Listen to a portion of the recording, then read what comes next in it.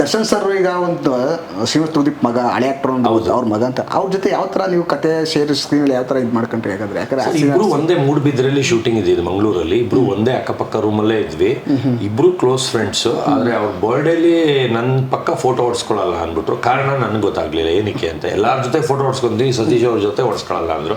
ಕಾರಣ ನಂಗೆ ಇವತ್ತಿಗೂ ಕ್ವಶನ್ ಮಾರ್ಕ್ ಆಗಿ ಉಳಿದಿದೆ. ಯಾಕಂದ್ರೆ ನೀವು ಶ್ವಾನ ಪ್ರಿಯ, ಅವ್ರ ಪ್ರಾಣಿ ಪಕ್ಷಿ ಪ್ರಿಯ ಸರ್. ಅವರು ಮೂವಿಗೆ ಬರಕ್ಕಿಂತ ಮುಂಚೆ ಇದು ಕೊಬ್ಬಾತ್ ಅಂತ ದಯವಿಟ್ಟು ತಪ್ಪು ತಿಳ್ಕೊಬೇಡಿ.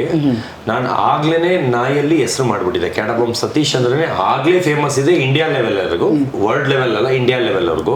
ಪ್ಯಾಲೇಸ್ ಗ್ರೌಂಡ್ ಅಲ್ಲಿ ದರ್ಶನ್ ಸರ್ ಅವ್ರ ತಮ್ಮ ದಿನಕರ್ ತೂದೀಪು ಒಂದು ರಾಕ್ ಶೋ ಇರುತ್ತೆ, ಅಂದ್ರೆ ಸಿಂಗಿಂಗ್ ಇಂಗ್ಲಿಷ್ ಅವ್ರದ್ದು ಹಾಡು ಹೇಳ್ತಾರಲ್ಲ ಆ ಶೋ ಇರುತ್ತೆ. ಅದಕ್ಕೆ ನಾನು ಬಂದಿರ್ತೀನಿ ಫ್ರೆಂಡ್ ಜೊತೆ, ಅವರಿಬ್ರು ಬಂದಿರ್ತಾರೆ. ಅವರಿಬ್ರು ನೋಡೋ ಸತೀಶ್ ಕ್ಯಾಡಬಾಂಬ್ಸ್ ಅಂದ್ರೆ ಅವರೇ ಅಂತ ನನ್ನ ಕೈ ತೋರಿಸ್ಕೊಂಡು ಮಾತಾಡಿರ್ತಾರೆ. ಆಗ ಅವರು ಹೀರೋ ಇರಲ್ಲ, ದರ್ಶನ್ ಮೂವಿಗೆ ಬಂದಿರಲ್ಲ, ಇನ್ನ ದರ್ಶನ್ ಬಂದಿರಲ್ಲ. ಅವಾಗ ಅವರು ಮಾತಾಡಿರೋದನ್ನ ಮೂವಿ ಟೈಮಲ್ಲಿ ಹೇಳಿರ್ತಾರೆ. ನಾವು ನಮ್ಮ ತಮ್ಮ ನಿಮ್ನ ಸತೀಶ್ ಕ್ಯಾಡಬಾಂಬ್ಸ್ ಅವ್ರು ಅವರೇ ನೋಡೋ ಅಂತ ಹೇಳಿದ್ವಿ, ಪ್ಯಾಲೇಸ್ ಗ್ರೌಂಡಲ್ಲಿ ನೀವು ಹೋಗ್ತಾ ಇದ್ರಿ ಅಂತ ನನಗೆ ಹೇಳಿದ್ದಾರೆ. ಅಂದ್ರೆ ನಾನು ಆಗಿಂದನೇ ಫೇಮಸ್.